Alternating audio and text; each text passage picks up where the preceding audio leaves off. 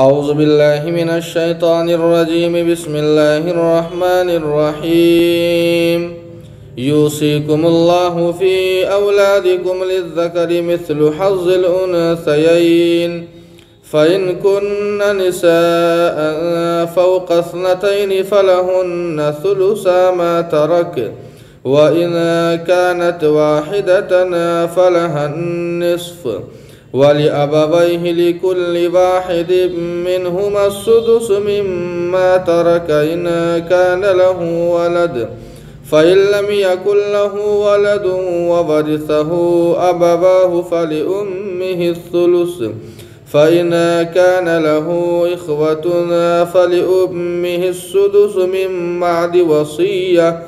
من بعد وصية يوصي بها أو دين آباؤكم وأبناؤكم لا تدرون أيهم أقرب لكم نفعا فريضة من الله إن الله كان عليما حكيما۔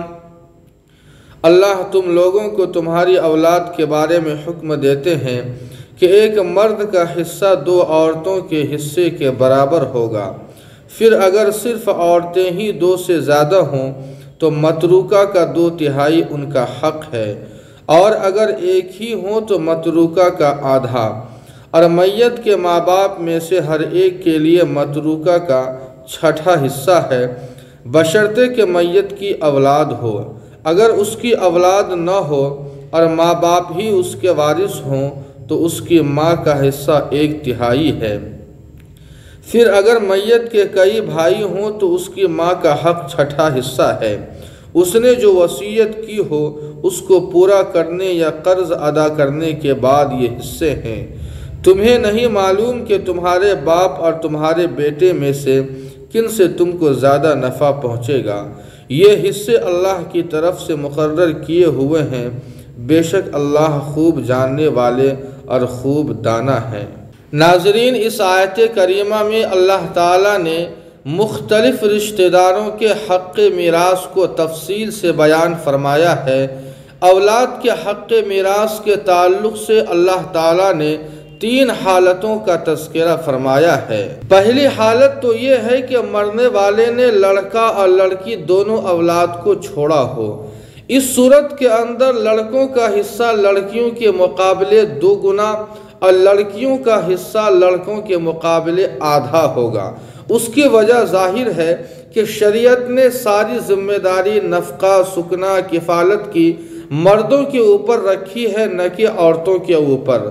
تو مردوں کی ذمہ داری چونکہ زیادہ ہے، اس لیے شریعت نے میراث کے اندر مردوں کو 2 گنا حصہ دیا ہے۔ اور دوسری حالت یہ ہے کہ مرنے والے نے صرف بیٹیاں چھوڑا ہوں، بیٹیاں چاہے 2 ہوں یا 2 سے زائد ہو تو مال متروکہ کا 2/3 ان بیٹیوں کو مل جائے گا۔ اور تیسری صورت یہ ہے کہ بیٹی صرف ایک ہو تو کل متروکہ کے آدھے کی وہ حقدار ہوگی۔ اور چوتھی صورت یہ ہے کہ صرف لڑکے ہوں، ایک یا ایک سے زائد ہوں، تو اس صورت کے اندر دوسرے حصے داروں کا حق دینے کے بعد وہ کل متروکہ کے حقدار ہوں گے۔ آگے اللہ تعالیٰ نے والدین کے حصوں کا تذکرہ فرمایا ہے، اور والدین کی بھی 3 حالتیں اللہ تعالیٰ نے بیان فرمائی ہے۔ پہلی حالت تو یہ ہے کہ مرنے والے نے اولاد چھوڑا ہو۔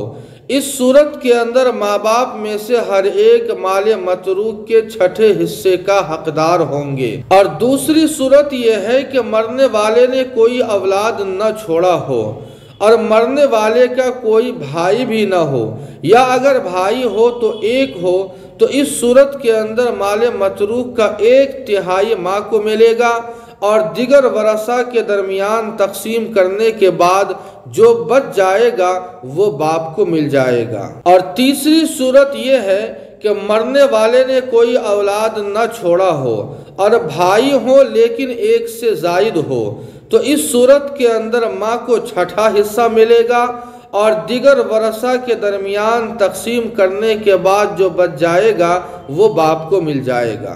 یہاں ایک بات قابل غور یہ ہے کہ اگر مرنے والے نے والدین کو بھی چھوڑا ہو اور بیوی کو بھی چھوڑا ہو تو اس صورت کے اندر بیوی کا حصہ نکالنے کے بعد بقیہ مال متروک کا 1/3 ماں کو ملے گا اور جو بچ جائے گا وہ باپ کو مل جائے گا۔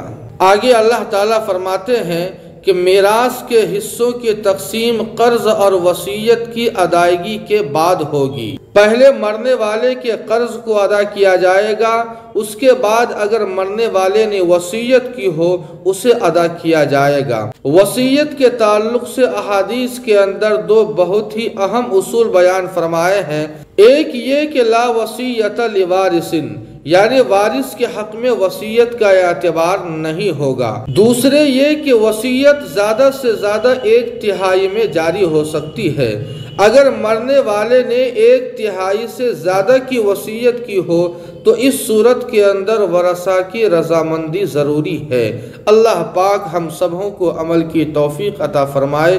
وما علینا الا البلاغ۔